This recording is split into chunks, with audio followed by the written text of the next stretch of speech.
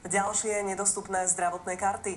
Tento raz sa k nim nemôže dostať asi 1000 pacientov zo Šiach na juhu Slovenska. Na dvere svojho obvodného lekára klopú zbytočne. Doktor je od novembra vo vyšetrovacej väzbe. Obvodný lekár ordinoval v tejto budove, ktorú vlastní. Pred 4 mesiacmi ho však zadržali kukláči a polícia ho obvinila z údajného týrania jeho družky. Odvtedy je ambulancia zamknutá. Nehorázne.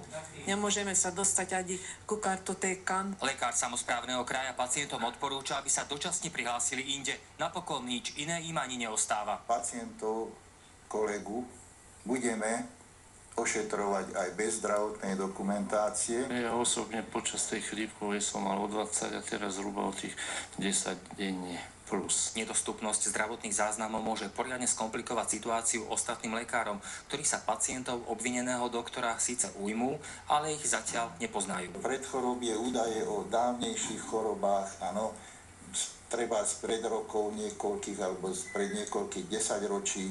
To je v tej klasickej zdravotnej dokumentácii. V podstate zdravotné nejaké fúpa sa nevyskytlo. Ambulancia obvineného lekára je jeho majetkom a násilím do nej nikto vojsť nemôže. Prístup k zdravotnej dokumentácii je na teraz legálne nemožný.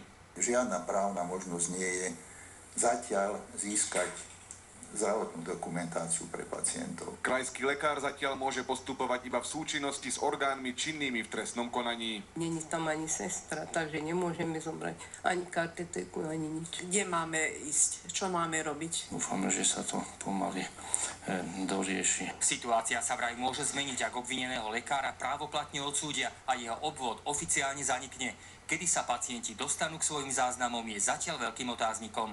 Zo Šiach Karol Mindák, televízia Markiza.